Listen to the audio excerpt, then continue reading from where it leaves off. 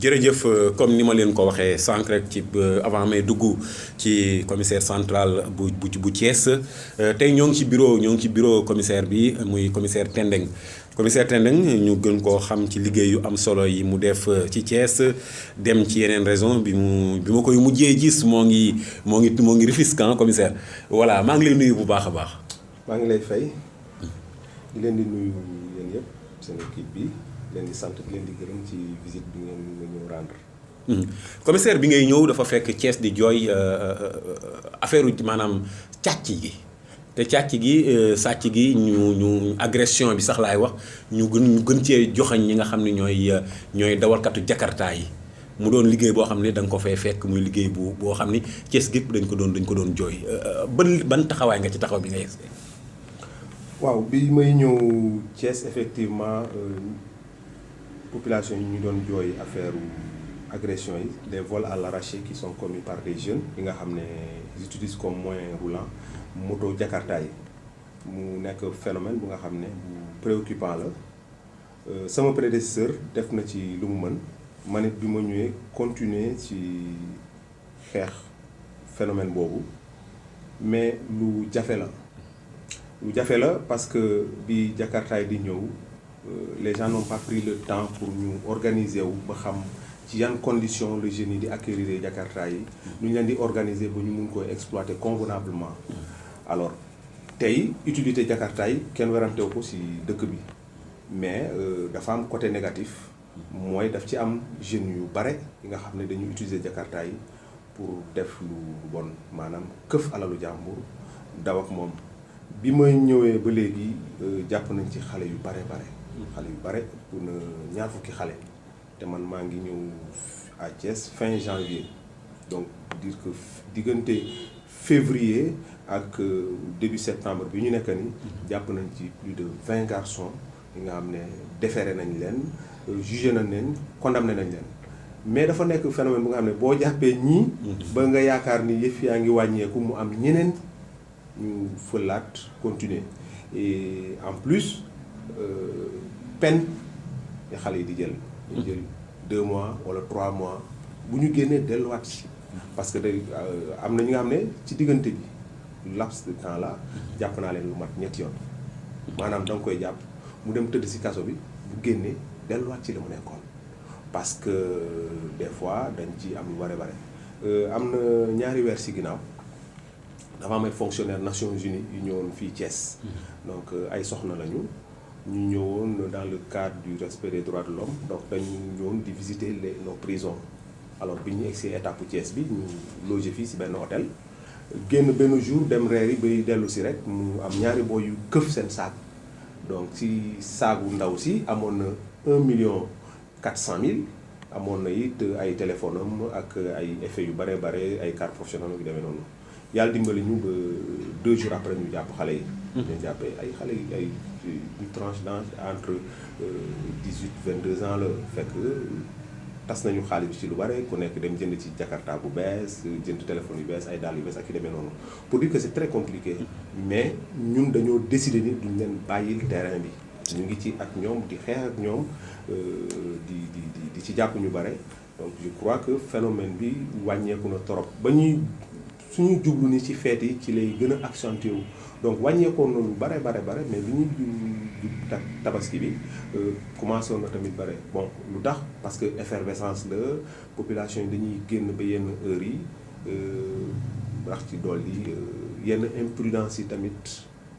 voilà day faciliter booy seen infraction mais encore une fois ñu ngi koy xeex ñu ngi ciy def ay jéego di ci am ay résultats quand même yu satisfaisant. yemul rek ci agression bi mais dafa bu njëkk seen liggéey xarañoon na ci xam ni Kër Babacar day jaay yàmba mu ngeen topp seen mbir ba jàpp ni kër gii daal ciblé nañu ni ay trafiquants ñoo fa dëkk mais léegi trafiquant bi dafa mel ni mobile la te ñu bari dañoo joxeñ ni jakarta yi ci yombal na li nga xam ne moom mooy jaay Sénébar. waaw xam nga mbirum. saay-saay ak alkaati c'est toujours comme ça bu tegee benn plan nga dem ba teggi ko day tegaat beneen donc toujours ñun dañuy topp seen ginnaaw dañuy am li ñu naan longueur d'avance ci ñun waaw parce que day teg stratégie bu bees nga étudier ko ba xam ne lii la teg nga contrer ko jàpp ko mais forcément dafay changer méthode tey Jakarta yi effectivement bokk na ci seen moyen de distribution dañuy utiliser Jakarta yi di distribuer mais encore une fois c'est vrai que peut-être duñ ci communiquer lu bare mais boo jëlee dëkk bu mel ni Thiès chaque mois le service régional de sécurité publique que je dirige maanaam service régional de sécurité publique mooy commissariat central commissariat premier arrondissement ak ñetti police yi ñu fi am Ngent Médina Fall ak Parcelles boo dajalee li ñuy jàpp chaque mois à Thiès maanaam ñi nga xam ne dañ leen jàpp def procédure prouver ni ñoom ñoo def ba defaree leen bu néewee ba néew 110 personnes la il arrive ñu egg 120 personnes dans le mois donc ça veut dire mais ci ñooñu ñu jàpp noonu ñuy yëngu ci drogue ñooy gën a bëri tout le temps chaque mois li ñuy defeere ñuy yëngu ci tuxum yamba wala njaayum yamba bi ñooy gën a bëri tout le temps c'est vrai que bu ñu woo ñëpp ne leen jàpp nañ il y a un mois le mois dernier defoon nañ fi opération bu mag ba jàpp fi Tivaouane Thiès Mbour ba Kaolack ça nous a permis de prendre plus de 46 kilos de drogue donc ñu ngi ci xeex mais dafa nekk mbir mu jël ay ampleur yu doy waar donc action police rek tey doyul pour xeex efficacement. loolu la est-ce que askan wi ñi ngi jàpp ci combat bi di jàppale ci liggéey parfois da nga gis di am sa dëkkandoo muy jaay li nga woo benn appel nga def benn appel anonyme woo commissaire wax di diw ak diw rocceeku def na est-ce que askan wi ñu ngi ko def. waaw wax dëgg yàlla askan wi ñu ngi contribuer bu baax. parce que police boo dem. muy fii muy feneen police yi gën a mag si àddina bi renseignement la ñuy doxee askan wi très sincèrement ñu ngi ciy jàpp. parce que renseignement yu bare ci askan wi lay jógee ñun ñu exploité ko ba am ci résultat mais ba tey doyul dañu bëgg askan bi xam ni dafa bokk ci xeexum délinquance waaw daf ci am rôle bu am solo parce que délinquant bi ngay couvrir suba xamoo nu mu lay def li waaye justement donc pour ñu am société bu dëkk bu gën a stable il faut ñëpp jàpp si daan làq sa musiba. waaw man dafa am Seydina.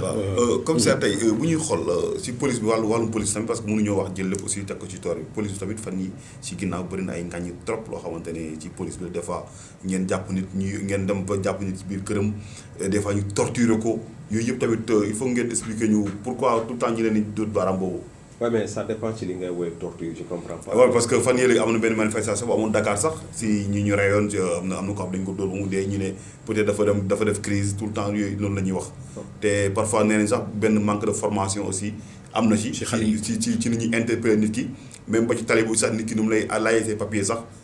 parfois da lay xaw a day mel ni am na benn manque de professionnalisme un peu bu ci am quoi nga baal ma ci wax ji nag. d'accord ak yow. Encore une fois il faut que mu am li nga xam ne dafay leer ci bopp ñëpp. yaa ngi dégg incident mën na am au cours d'une interpellation. Incident mën na am au cours d'une interpellation n'est-ce pas. mais saa yu amee. il faut enquête am. ba ñu déterminer les responsabilités. xam les causes qui ont entraîné soit une blessure soit mort d'homme. alors boo ma nee am na ku ñu dóoroon ba mu dee loolu version la bu ngay joxe une partie mais pourtant la police a donné sa version aussi je dois vous dire que am na interpellation yi nga xam ne musul nekk interpellation du nekk interpellation yu yomb léeg-léeg ngeen dem ñu dóor leen ba ngeen nooy ñàkk doo ñëw di ko wax man jaaroon naa fii 2009 2010 yaa ngi yoon fii ba ñuy jàpp Pape Badiane qui fait 2 mètres 02 longueur nga xam ne fajar lay génn bu dajee ak yow balaa mu lay laaj li nga yore fekk dóor na la jaasi ba pare longueur wala largeur. Pape Badiane dañ ko dàq ci biir dëkk bi pendant 2 heures de temps policier bi ko njëkk a song daf ko dóor mu daanu 3 mètres fële waaye mu nekk interpellation bu méttee métti est-ce qu'on va se laisser faire non pourtant bu dara xewoon du ñu gis moom li mu def dañuy indexer directement waaye def nañ ko lii def nañ ko là ils sont mal formés ils sont pas professionnels pas du tout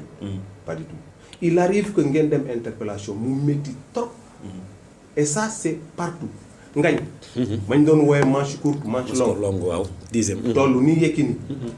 mais ba mu ñuy duma fii la wallaay fii tribunal bu bees bi nekk mu yore paaka ñoom ma jaar ñu nekk ay juróomi policier xeex ak moom xeex bu métti balaa ñu koy jàpp lu ne mënoon na ci xej bu deewoon kenn du gis li mu def danger bi policiers yi affronté pour jàpp nit bu mel noonu parce que pour nuisible la woon fii et cetera bare na léegi nag am na li nga xam ne il faut ñun yëpp ñu ànd d'accord ni doxul mooy fu bakkan faatu rek fu bakkan rote rek day métti ñëpp ñun bu ñu sañoon du ñu tudd benn policier ci mort d'homme mais il arrive que événement yi jël tournure bu nga xam ne day entraîner loolu mais à chaque fois dañuy ubbi enquête léegi nag mënuma comprendre quand il s'agit d'une enquête où un policier ou un gendarme est impliqué ñu bëgg ñi bâcler ko bu yéexee tuuti ñu non dafa yéex il y a des gens qui sont là pour trafic de drogue pour meurtre etc. Depuis 5 ans depuis 6 ans kenn jugé wu leen mais quand c'est un homme de tenue qui est impliqué ñu bëgg gars yi def ko en 2-3 semaines mënul nekk instruction la suñu instruction yi moo mel noonu boo leen demee ci chambre criminelle yi ñan ngeen fay fekk des gens qui sont sous mandat de dépôt depuis 3 ans depuis 4 ans depuis 5 ans pourquoi quand ce sont les forces de défense et de sécurité qui sont impliquées ñi bëgg ñu bâcler enquête bi il faut prendre tout le temps conformément à nos textes ñu def enquête bi encore que les personnes mises en cause sont régies par un statut spécial donc il faut que ñu may justice bi mu jël temps def toute l'instruction nécessaire bu pare ñu mën leen juger teg nañ fi ay policiers yu bare daan parce que dañu jàpp ni dañu def faute la xewoon je prends comme dernier exemple la xewoon non pas à Sangalkam on parle de la police la xewoon à Mbacké mooy waa ñu Mbacké woon ci procédure boobu dem na jusqu'à son terme ba ñu juger leen condamné leen n'est-ce pas donc il faut quand même ñu may justice le temps qu'il faut mu def liggéeyam c'est pas waruñu jël la qualité de la personne mise en cause c'est un policier ou c'est un gendarme il faut qu'on bâcle la procédure non il faut que la procédure suive son cours normal voilà wax tudd ngeen formation ñun man je pense que kenn gënuñu formation non ah bon non man je suis sorti de l'école nationale de la police bu Sénégal mu nekk une école qui a été créée avant nos indépendances une école qui a formé la plupart des cadres des polices de l'Afrique de l'Ouest ça il faut le savoir n'est-ce pas la Côte d'Ivoire du Burkina et autres tey boo demee ñi nekk seen haute hiérarchie ñu bare école bi lañ génnee alors après ça j'ai eu la chance quand même de me frotter à plusieurs autres nations xam nga tant que demoo compétition tant que dajew ak keneen ba xool li mu indaale mënoo natt sa bopp yaa ngi dégg mënoo natt sa bopp j'ai été au Caire 2 fois j'ai été aux États-Unis à l'International Law Enforcement Academy dans l'état de New Mexico il y avait plusieurs nationalités j'ai été à Saint-Cyr à Lyon pendant 1 an avec 15 nationalités je suis sorti major de ma promo tous les Sénégalais qui sont passés là-bas avec d'autres nationalités vous avez chaque année 15 nationalités sont sortis majors de leur promo est-ce que si on avait une mauvaise formation le Sénégal est le premier pays police des Nations Unies si on était aussi nul que ça ou aussi mal formé que ça oui le Sénégal est le premier pays police des Nations Unies ouais est-ce que si on était aussi mal formé on est une denrée rare kii donc mbirum formation nañ ko teg na li am na nag li nga xam ne non même ma pare am na li nga xam ne il faut ñu jël ko en compte mu am ci suñu société bi xam nga tey quelle que soit la formation biñ ma inculqué su ma ñëwee toog fii nekk ci lu ma neex c'est pas parce que je suis mal formé c'est parce que vraiment j'ai décidé de passer outre que li tax ma toog fii yaa may dégg te loolu day am ay sanctions Il y a des choses qui sont publiées. Mais combien de policiers ou de gendarmes sont chaque année envoyés en commission de discipline? Il faut que nous fassions la part des choses. Nous savons que nous dem di def du len kenn santul du sen kilifa du sen statut du lenn loolu chaque jour ñu ngi koy xeex pour mu dañ. Tout n'est pas parfait. Non, il faut pas quand même qu'on se voit la face. Il y a énormément de quoi chaque jour on essaie de corriger. Il y a des choses qu'on nous reprochait il y a 10 ans, on ne nous les reproche plus. Comme Bonne chose. Ouais, les gens ils sont mal accueillis au poste police, machin et truc, ouais. Vous allez partout dans notre administration, vous trouvez des gens comme ça. Donc, quelque part, pour moi, problème d'éducation là, problème de responsabilité. Un service public au service du public, je pense que qu'il faut nekk dafa war a xam ni dafa am posture bu mu war a am dafa am comportement bu mu war a am dafa war a am ce que j'appelle man le devoir d'exemplarité. Ça j'insiste toujours là-dessus avec mes hommes. Ouais. Qu'on soit en service ou non, on doit dégager en tout cas cette image-là. Ouais. Am na yi nga xam ne pour man waruñu ci dégg alkaati bi waruñu ci dégg gendarme bi waruñu ci dégg militaire bi. Ok. Parce que dafa am li nga xam ne loolu mooy incarné. commissaire Tendeng nga damaa gis sànq lim nga commissaire central ak bi nekk Madina Fall Parcelles ak bi nekk Ngent ma ràññee fi tamit Kangé mi bu Thiès bi nekk Tropical ak Michel Legrand mais damaa gis ni ci jamonoy tabaski bi ma gis fii lu bees muy sàcc yu bees yoo xam ne ci école yi la ñuy dugg wala ci quincaillerie yi gis nañ fi sax benn 4x4 bu fi jaar Ngent nangu ay xaru jàmbur boobu ana ngeen. waaw mais xam nga ku génn këram pour dem defi ñaawteef du tàggu kenn du tàggu délégué de quartier bi du tàggu ay dëkkandoo bu la rombee ak 4x4 am munoo xam ni ki sàcc la bu demee ba sàcc nag ci lañ lay woo soit ba mu fa nekkee ne la am na fi sàcc nga mun a daw si pour ñëw wàllu ko walla fekk mu sàcc ba dem victime bi ñëw ne la man de am na ku jaaroon sama place sàcc na ma. Thiès nekk na tey dëkk bu mag di antichambre Dakar donc société bu nekk suy évoluer day am ay aspect positif yu bare mais day am beneen aspect bi mooy sàcc yi. sàcc moom nekk na li nga xam ne mun nañ ko xeex fii ba xawma kañ mais du deñ ci société bi mais ñun suñu rôle mooy fexe ba ku nekk ci loolu ñu jàpp la fexe ba wàññi li mu sàcc yi maanaam ku ci nekk ñu jàpp la 4x4 bi ngay wax 4x4 bi si boppam dañ ko sàcc. ok benn société bu nekk fii nga xam ne kilifa bi ko moom sax waa Thiès la dañ dem sàcc 4x4 bi dem station bi nekk fii wetu Daniel Brottier dajji ko bañ demee dañu wàcc d'après gérant bi fukki nit ak juróom ñoo nekkoon ci 4x4 bi ñu wàcc tenir leen en respect parce que dañu yoroon ay fetal ak yeneen gànnaay jaase ak paaka yi demee noonu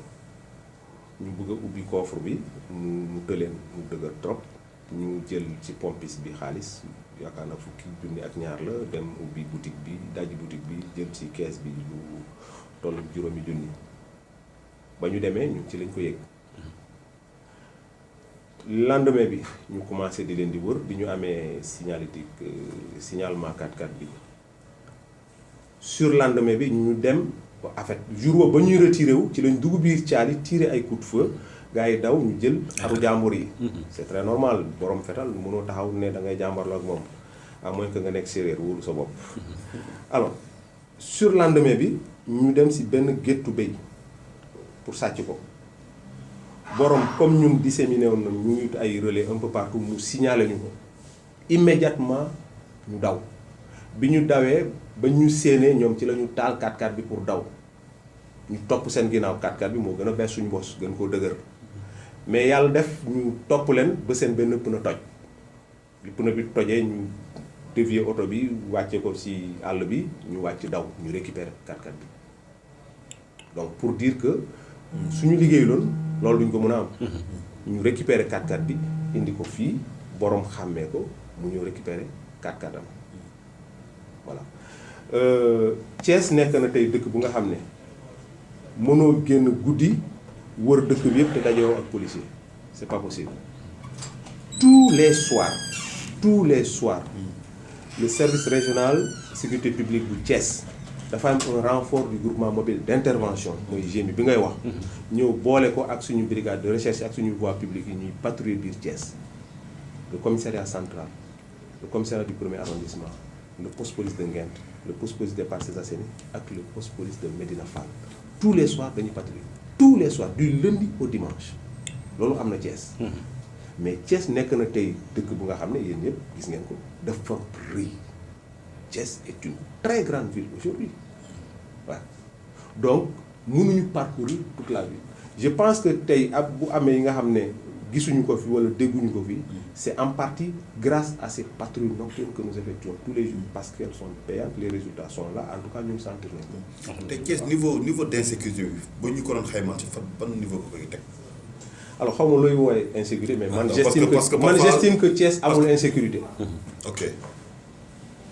waaw alerte maximum la nekk. pour man Thiès amul insécurité léegi nag l'idéal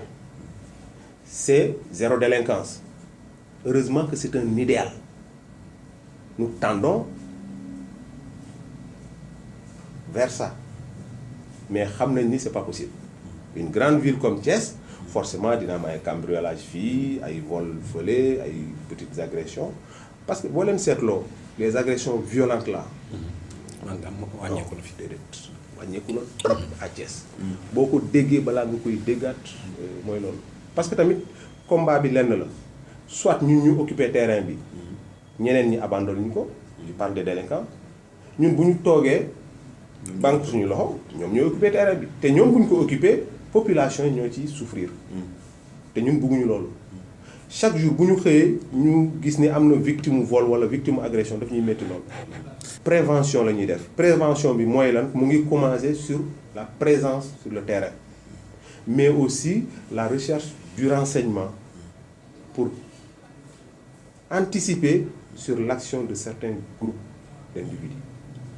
te ça paye. présence ASP yi lu mu def si yéen. non ASP c'est des agents d'assistance à la sécurité de proximité. les ASP ne sont pas là pour def suñu liggéey mais duñu policier nag. ils sont là pour ils sont là moto yi di jël récupérer papier yëpp am na ils sont là pour nous assister dans l'exécution de certaines tâches waaw. donc ASP bu ñu mettre à la disposition d'un commissariat de police lépp lu muy def daf koy def sous la supervision d'un policier loolu mooy dëgg. te am na li nga xam ne yoon mayu ko mu def ko et on y veille léegi parfois nag peut-être mu am yenn action yu ñuy échapper